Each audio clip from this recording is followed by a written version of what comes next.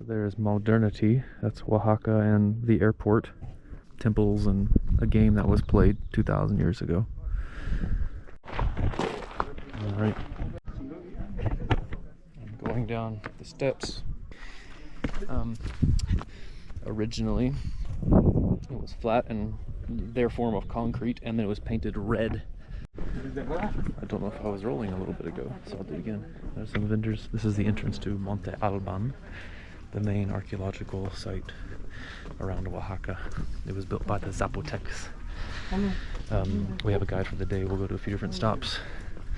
He left us at the parking lot, and he handed us off to the local guide for Monte Albán. He's probably one of the indigenous people of the area. He's probably from one of the Zapotec tribes, but he'll tell us.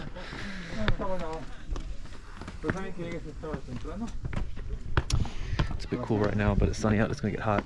Usually I think the low last night was 14 Celsius or 12 Celsius or something, and then the high is usually 28. What else can I tell you? So we'll go see the main sites of Monte Albán. It is Wednesday, February 1st. Tuesday. February 1st, whatever February 1st is, 2022.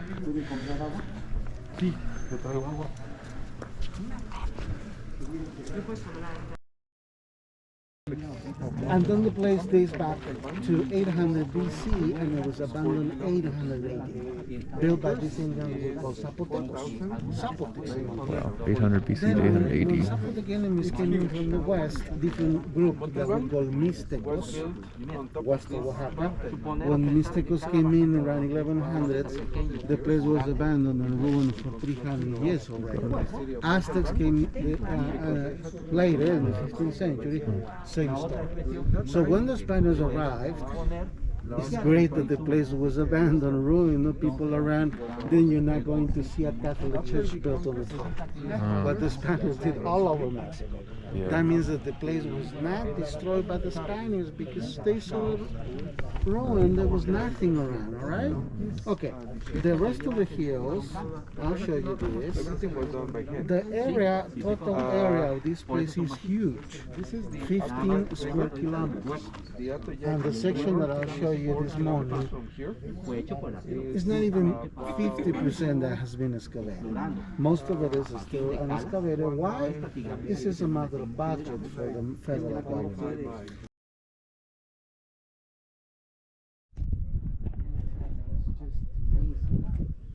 There was an eclipse in 1991.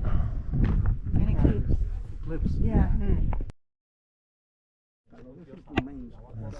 The main plaza. It was all painted red. It was paved and painted red. The whole thing. That's amazing. Remember we said about the pyramid. If it looks like a pyramid, the missing story was a temple. The next is a palace because it's rectangular. The next is another temple. The tallest one is a temple. The main altar is in the middle. A few palaces, another temple on the other side. This is another stela over there. There's one more in the corner. One that looks like a finger over there, where you see that group of people. Yeah, all the stelas. There were hundreds of those stelas found all over the place. And now we see the ball court in that corner. Yes. Gotta have the ball court. Everybody has one. Right. 600 of these structures. So there's modernity. That's Oaxaca and the airport. This is where humans fly planes, large pieces of metals. A metal cylinder full of people. We fly it through the air at 600 miles an hour. And then over here you have ancient things. Temples and a game that was played 2,000 years ago.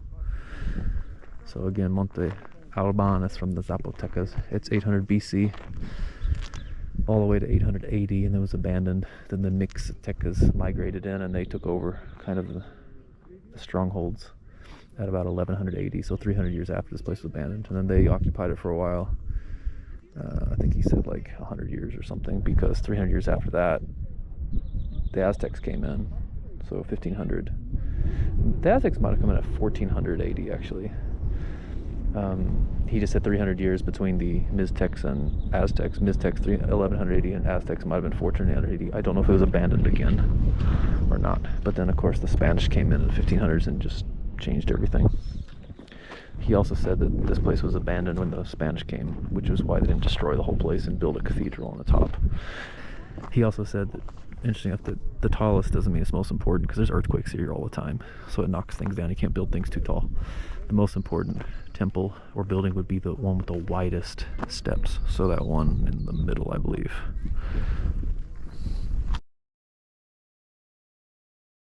Yeah. It's fantastic. Like, I love it. You hear about the Mayan stuff and the Teotihuacan as more often, at least I did, and you don't really hear as much about Zapotecs or Olmecs or whoever else. Definitely not. But this site is Mayans.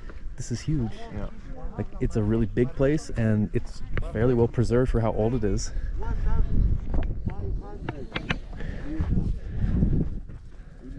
It is such an impressive thing that they built here. Yeah. All right. I don't know if these are replicas or if these are some originals that they found.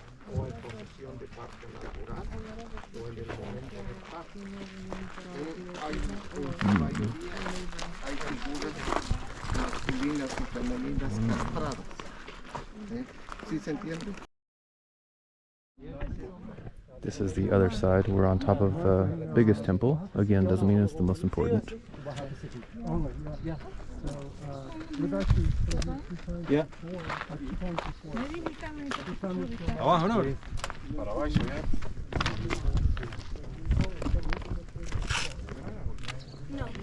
Have a seat here.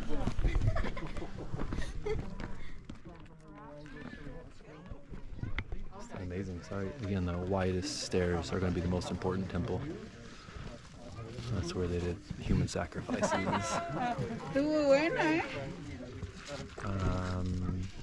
Also, these sort of like a palace, because those are more rectangular house, residence, palace. Going to be nobility, so probably the priests, I would guess.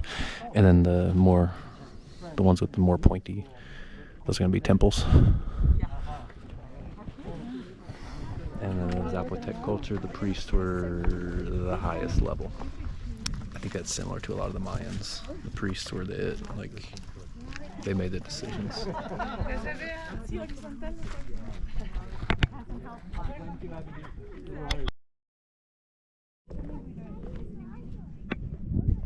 There's basically a view all the way around the mountain to all the different, there's two different Sierra mountain ranges, that one and that one. And Oaxaca's kind of, as you listened to the guide earlier, was kind of in the middle, where you could go south to the Pacific Ocean, east toward Chiapas, or north toward Teotihuacan and Mexico City. So they had trade routes, of course, with the Teotihuacan people, and they had trade routes with Mayans to the east. Those people lived at the same time. I'm going down the steps, trying to save my knees by going sideways and then instead of just straight down. Because of the pandemic, they don't let us climb up all of the temples and all of the buildings. So that one is the only one that we can walk up. But I'm happy with that. When I went to Teotihuacan, there's only two buildings that you would want to go up, the Sun Temple and the Moon Temple, and both of them were blocked off because somehow COVID is going to spread when you're climbing upstairs next to people. Anyway, so here we are. This is all grass and flat. Originally, it was flat and their form of concrete, and then it was painted red, which I think is pretty cool. And the red that they got, there's two different kinds of red. One was from those little bugs that grow on the cactus that was smeared in my hand yesterday.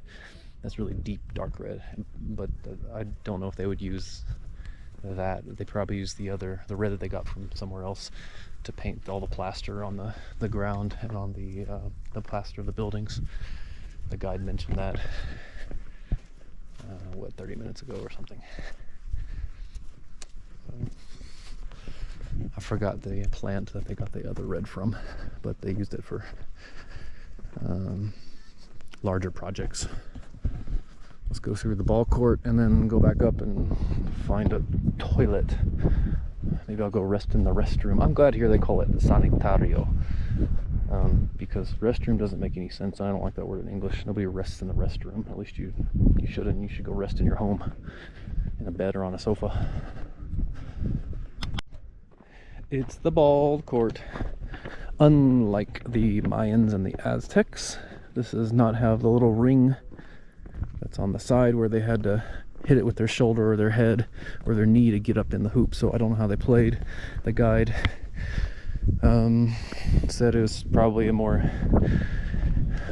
precursor to the Mayan Aztec game, but clearly the spectators were on the top, and there was plaster on the small steps. Those aren't actually steps, they're just plaster. They're not seats. Plaster's on there, so it helped kept the ball inside the court in the game. He didn't go into detail about if it was like the best warriors on each side and the winners got their heads chopped off. That was kind of a common thing, but I don't know if they actually did that here. But certainly they played a ball court game, and it was probably for the priests, and it was probably for some kind of divination of the future, and probably somebody died. I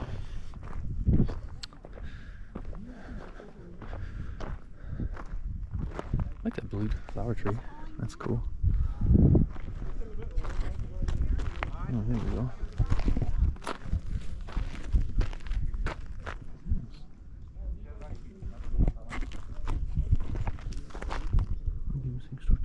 Okay. So this was made about 100 BC. I'll get a photo of the placard for all the details.